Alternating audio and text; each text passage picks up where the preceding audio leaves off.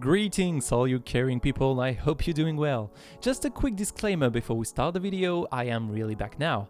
I had some problems with my internet, but now everything's fine, so I'm going to give you even more content to enjoy, yay! And now, let's go to how to carry as a support, the laning phase. The first thing you need to ask yourself is, what is the laning phase and what defines it? Well, basically, it is the phase of the game that starts when the first minion waves collide on a lane until the time when the first teamfights happen. So it usually ends after the first tower is taken down, as it gets unnecessary and sometimes even dangerous to push the lane even further, so the players have to move around the map and pressure different objectives. But sometimes people just stay there to create a threat if they are ahead. It mostly happens on the top lane, you know, the boring one. So for you, as a support, what do you have to do? What is your purpose, so your whole team will not call you useless? Well, first, depending on the matchup and obviously on your pick, you will have different approaches. Placement, wards, calls and movements are all as important, and it's easy to step out of the right track, get crushed because of a failed stun, and ending up blaming your ADC for forgetting to use his heal on your poor soul. So, as it might always sound logical, even the best of us forget the most elementary placement rules. If you are not playing a tank, why are you on the front line? If you're playing an aggressive support, what are you doing standing in the bush? All those happen all the time, but to be as effective as possible, you will need to be aware of what you can do and what you cannot. You can always poke if you think it's safe, but you cannot do a Janna flash ult under the enemy turret in order to see the eyes of your ADC filled with tears of love, because well, you'd be dead. So to explain quickly, are you a tanky support?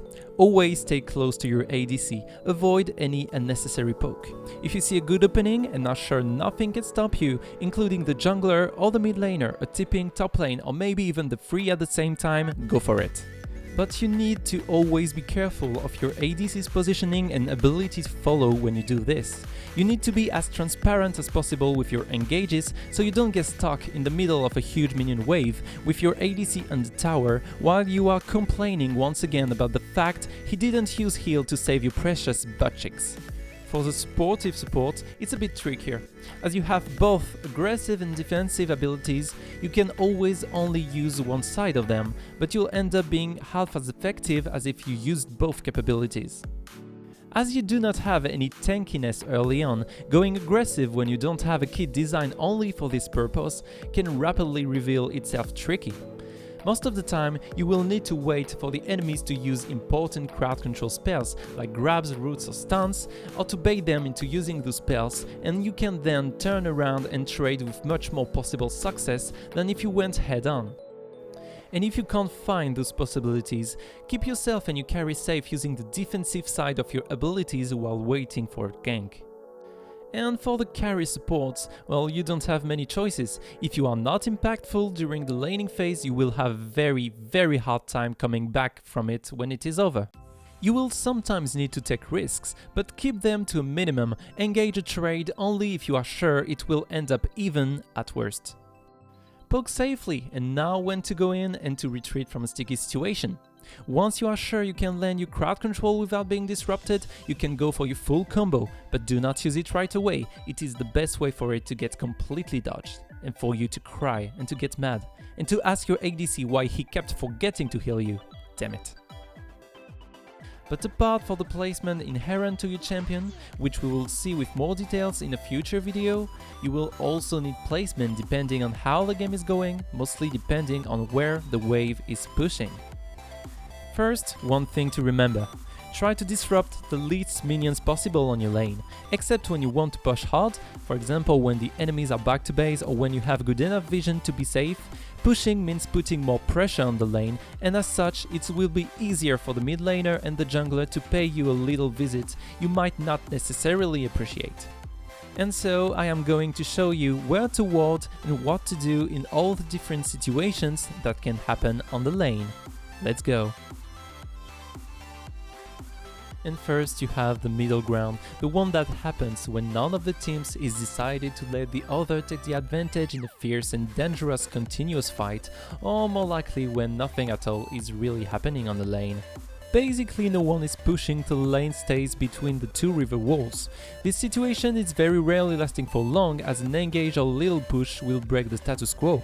When you are in this situation, you need to be patient and play both defensively and offensively, depending on what the enemy team can do and where your wards are standing.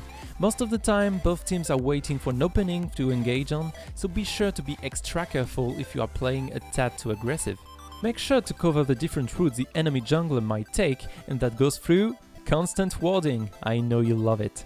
Most of the time you will want your wards to be placed as such if you are on the blue side, which will give you enough vision coverage if the enemy jungler uses the most common routes. And if you're on the red side, here is where your wards should be placed. There are less ways to get ganked on this side, but the river bush proximity makes it very dangerous if it is not warded. Be sure to keep the vision on it at all times. Second, you have the pressured position. This one happens when you are giving an advantage to the enemy team, or if they took it themselves.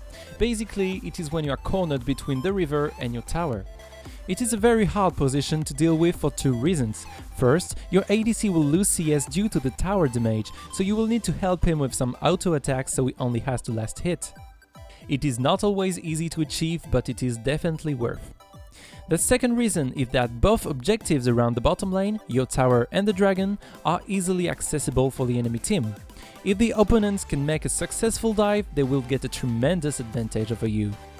But on the bright side, apart from the dives, you are less likely to hit big engages, as the tower is kind of mean to enemies. In this situation, you always need to be aware of the enemy team's placement and their diving possibilities. This obviously goes through champion knowledge, but also warding and map awareness. For warding in this situation, on the blue side I recommend this setup, because the gank routes are easily accessible and you will not always be able to defend them. And on the red side, no big change. You need to make sure to keep the bush behind you warded. The lane gank is also a very common thing after your lane has been pushed to the tower, so be sure to always keep a ward in the first lane bush. Next comes the pressuring position. At the opposite of the last position, this is when you are pushing the enemy team to their turret and the wave stays after the river. It happens most of the time when you are playing too aggressively for a good reason or not.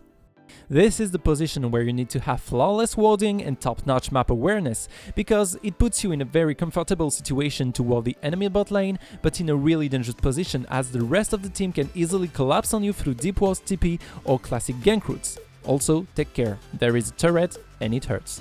But as you might expect, it gives you the most if you can use it well, as the enemy will lose CS, they will have limited move possibilities, but it is usually only really effective if you are ahead. If you get in this position after the enemy ADC got double kill on you, ask your ADC to calm down and only last hit, and try to get him to do the closest jungle camp as lane resets. This is where your Sidestone will have the hardest time, because vision and map awareness are vital in this situation.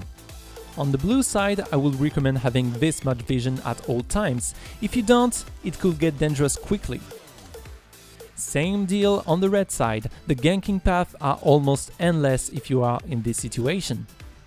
And as a last note, do not forget to sweep the closest bush to your tower, as most of the time the enemy lane will try to leave a ward there, so the guy who brought TP might get a surprise jump on your helpless company.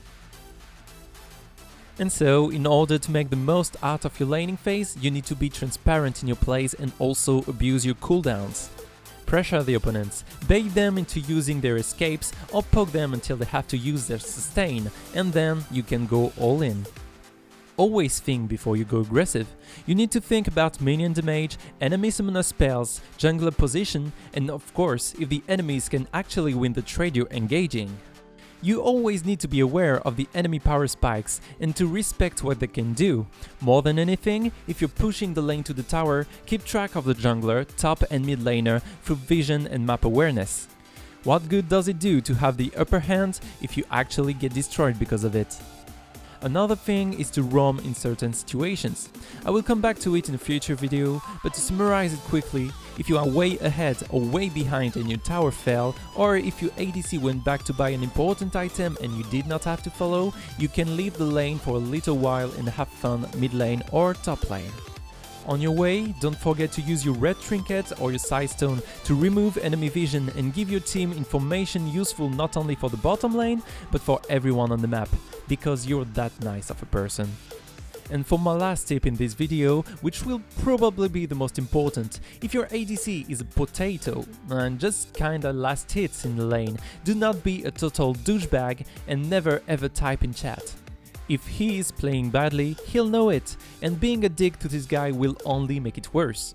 Play passively, wait for jungle gank, and take any occasion to leave the lane and have an impact on more active lanes. Because remember it, you will never win a game by typing useless insults in chat. Anyway, thank you very much for watching. Please tell me if you learned anything or what you'd like to know about in the comments below.